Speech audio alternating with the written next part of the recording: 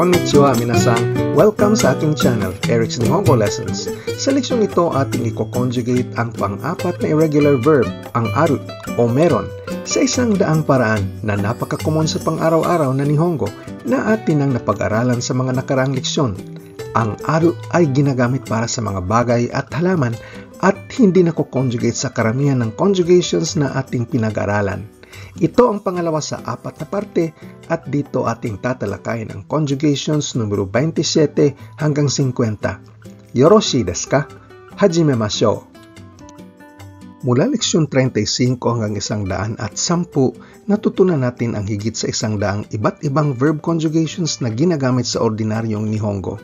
At ang leksyong ito ay sumusuma total sa mga leksyong ito. Dito i-conjugate natin ang irregular verb na aru o meron para sa mga bagay at halaman. Bukod sa dictionary form na aru, gagamitin natin ang te form at te, conjunctive form, ari, ang plain negative non-past form, nai, at ang plain past form, atta. Pwede mong reviewin paano i-conjugate ang mga ito sa leksyon 30. Ang bidyong ito ay magre-review ng formula at ng isang ehemplo na sentence ng bawat conjugation na ating tatalakayin. Ito ang mga conjugations. Gumawa paminsan-minsan. Payo at suhestyon. Kakayahan at abilidad.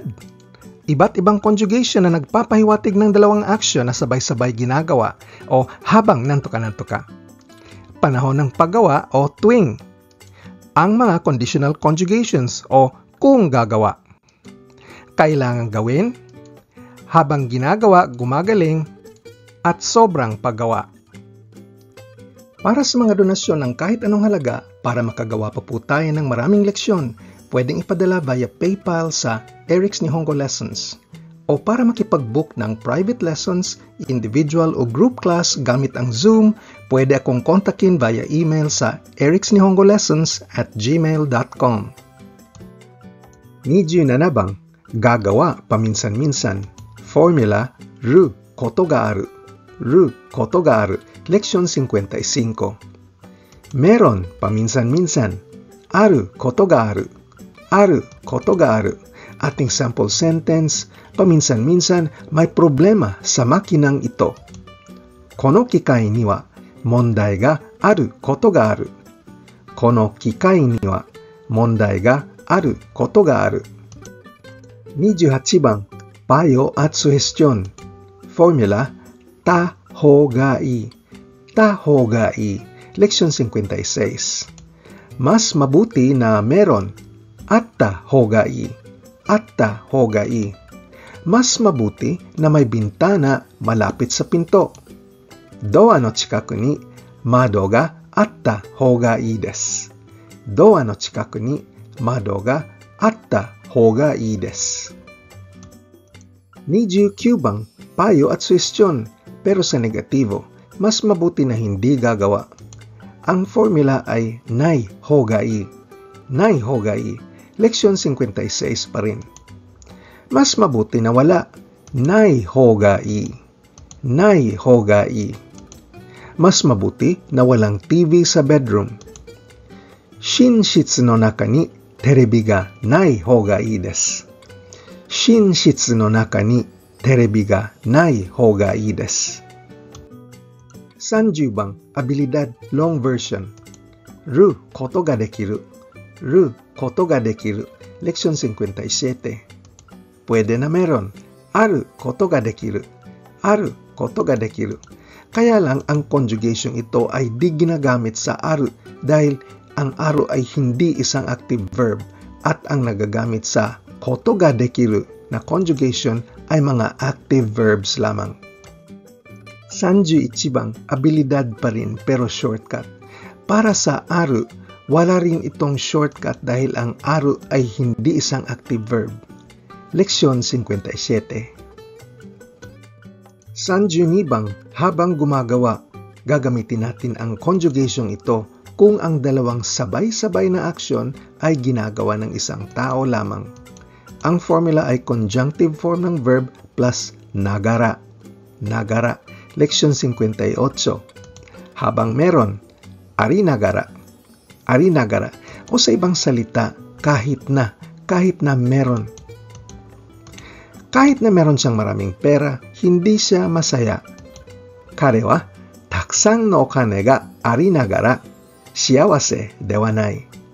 Kare wa takusan no okane ga arinagara shiawase de wa nai.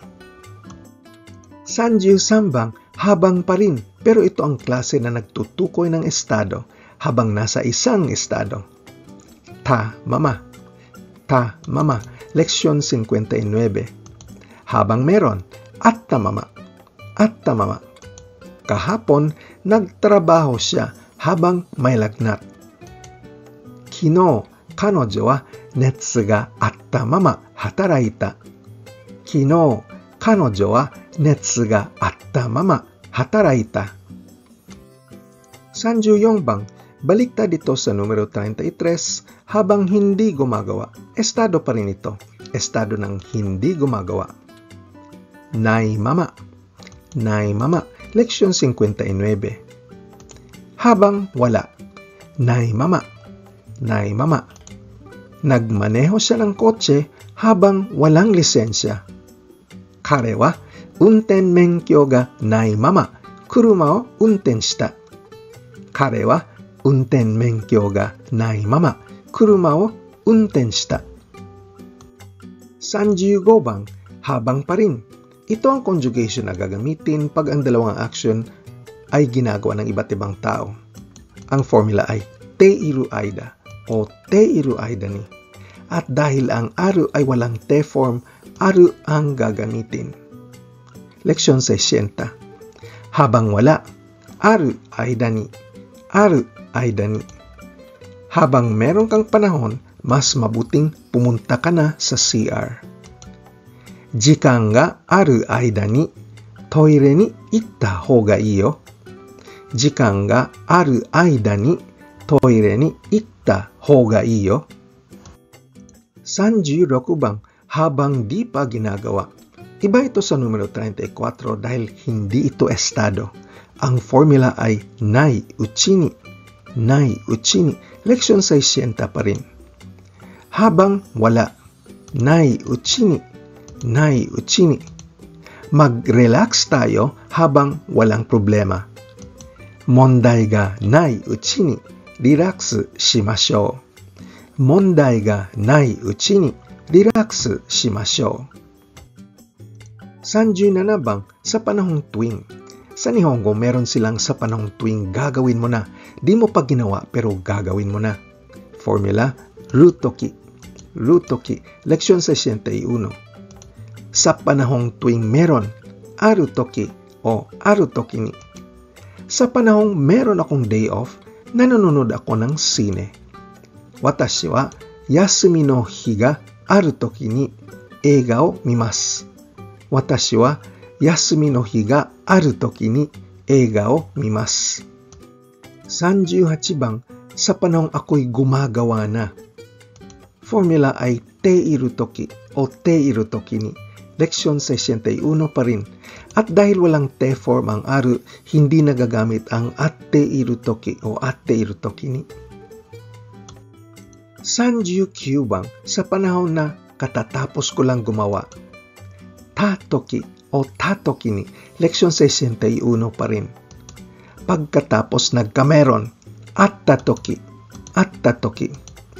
Sa panahon na may nangyari na, tumawag sa 911.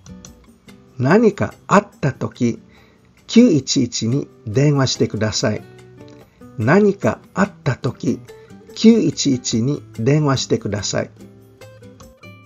40 bang, ito ang una sa 4 na conditional conjugations kung gagawa o tuwing gagawa. Formula ay ru-to. Na gagamitin natin kung ang ating kondisyon ay tungkol sa matematika, lohika, mga natural na phenomenon o batas. Leksyon 62b ito. Pag o tuwing meron. Aruto. Tuwing merong musika sa party, naging masigla ang kapaligiran.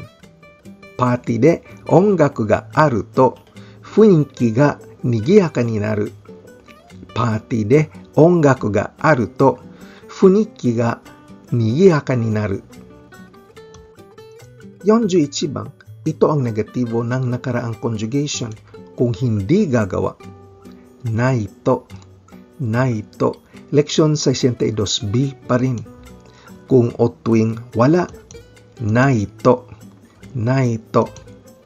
Pag walang pera, hindi ka makakakilos. Okane ga nai to, nani mo dekinai. Okane ga nai to, nani mo dekinai. 42 bang, ito ang pangalawang conditional conjugation na ginagamit kung ang sentence ay isang pakiusap, pagmamandar o pagdedesisyon at iba pa. Formula ay tara, tara. Leksyon 62C. Kung o tuwing meron, at tara, at tara. Pag meron kang panahon at pera, bumiyahe ka ng Europa. Jikanto okane ga attara, Europa o ryoko shite kudasai. Jikan to okane ga attara, Europa o ryoko shite kudasai. 43 bang, ang negatibo sa nakaraang conjugation kung hindi gagawa. Nakattara, nakattara. Leksyon 62C pa rin. Kung o tuwing wala, nakattara, nakattara. Pag walang fried chicken bento, umu-order ako ng sashimi bento. Karage bento ga nakattara, sashimi bento o chūmon shimasu. Karage bento ga nakattara, sashimi bento o chūmon shimasu. 44 bang, ang pangatlong conditional conjugation ay gagamitin kung ang impormasyon ay galing sa nagsasalita. Para itong, alam mo ba? Ang formula ay ang aru magiging areba. Areba. Leksyon 62D ito. Kung o tuwing meron, alam mo ba? Areba. Areba. Pag merong mas murang tiket, alam mo ba? Papalitan ko ang petsa ng aking pagbiyahe. Motto yasui kippo ga areba, shuppatsui o henkou shimasu. Motto yasui kippo ga areba, shuppatsui o henkou shimasu. 45 bang, ang negatibo sa nakarang conjugation kung hindi o tuwing hindi gagawa at gaya ng dati, ang impormasyon ay galing sa nagsasalita. Ang formula ay ang nai magiging nakereba. Nakereba. Leksyon 62D pa rin. Kung o tuwing wala, nakereba. Nakereba. Sa Amerika, alam mo ba, pag wala kang kotse, magiging mahirap gumalaw. Amerika de wa, kuruma ga nakereba, ugoki nikuku narimasu. Amerika de wa, kuruma ga nakereba, ugoki nikuku narimasu. 46 bang, ito ang pang-apat na conditional conjugation na gagamitin kapag ang impormasyon ay galing sa nakikinig. Para itong, sige kung sabi mo. Ang formula ay full conjugation ng verb plus nara. Nara. Leksyon 62E ito. Kung o tuwing meron, gaya ng sabi mo. Aru nara. Aru nara. Kung meron kang health insurance, kagaya ng sabi mo, edi wala kang aalahanin. Kenkou hoken ga aru nara, shinpai suru koto wa arimasen. Kenkou hoken ga aru nara, shinpai suru koto wa arimasen. 47 bang, negatibo ng nakaraang conjugation. Tandaan na ang impormasyon ay galing sa nakikinig. O sige kung sabi mo, ang formula ay nai form ng verb plus nara. Nai, nara. Leksyon 62E pa rin. Kung o tuwing wala, gaya ng sabi mo. Nai, nara. Nai, nara. Pag wala kang itatanong, gaya ng sabi mo, di pwede ka nang umuwi. Shitsumon ga nai nara, kaite mo ii desu yo.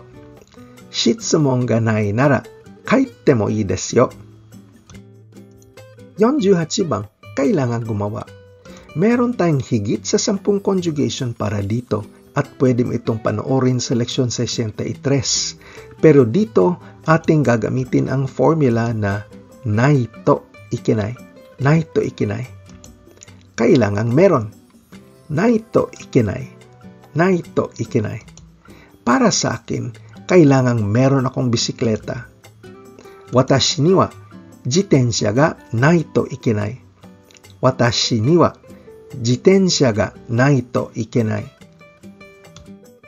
49 bang, habang tumatagal, nagiging nantoka-nantoka. Ang formula ay ba form ng verb, uulitin ulit ang verb, plus hodo. Ba-ru hodo. Ba-ru hodo. Leksyon 64. Habang meron, nagiging nantoka-nantoka. Areba, aru hodo. Areba, aru hodo. Habang parami ang bulaklak sa hardin, mas nagiging maganda ang hardin. Niwa wa hana ga areba aru hodo kirei ni narimasu. Niwa wa hana ga areba aru hodo kirei ni narimasu. 50 bang, labis na gawin. Ang formula ay conjunctive form ng verb plus sugiru. Sugiru. Leksyon 65. Sobrang meron o sobrang dami. Arisugiru. Arisugiru. Mula sa ibabaw, nakikitang sobrang dami ng buildings ng Tokyo at mukhang magulo. Sora kara miru to, Tokyo wa tatemono ga arisugite mechakucha ni mieru. Sora kara miru to, Tokyo wa tatemono ga arisugite mechakucha ni mieru. Susumahin natin ang mga conjugation na ating tinalakay sa bidyong ito. Gumawa paminsan-minsan. Payo at suhestyon. Kakayahan at abilidad. Iba't ibang conjugation na nagpapahiwatig ng dalawang aksyon na sabay-sabay ginagawa o habang nantoka-nantoka. Panahon ng paggawa o tuwing. Ang mga conditional conjugations o kung gagawa o kung hindi gagawa, kailangang gawin, habang ginagawa gumagaling, at labis na paggawa. Sa susunod na video, i-conjugate natin ang pagbibigay at pagtatanggap ng action. Di na gagawa. Tokoro bilang punto ng panahon. Pagpapahiwatig ng balak o layunin, mga desisyon, pagtansya at probabilidad, at ang mga pseudo-nouns na hazu o dapat lang, wake o rason, at noni at keredomo na nagpapahiwatig ng magkasalungat na ideya. Sa minimum $10 donation, pwede ko pong ipadala sa inyo ang formula sheet ng 100 verb conjugations sa seryeng ito kasama kanilang mga formula. O kaya exercise sheet ng kahit anong leksyon hanggang leksyon 113 para patibayin ang iyong natutunan. Ako mismo ang mag-check at magbibigay ng feedback. Email nyo lang po ako. Kung seryoso kang mag-influence sa Nihongo, importante ang pagsasanay at pagpapractice araw-araw. Pag-aralin mabuti ang grammar at ang pagpaparami ng iyong bokabularyo. Ang aking Nihongo course dito sa YouTube magbibigay sa inyo ng malakas na pundasyon upang ang Japanese language skills ninyo mapabuti at mapalakas. So pakiclick lang ng like, share o subscribe at hihintayin ko kayo sa susunod na video. Nihongo no Benkyo, gambatte kudasai. Ja, mata ne!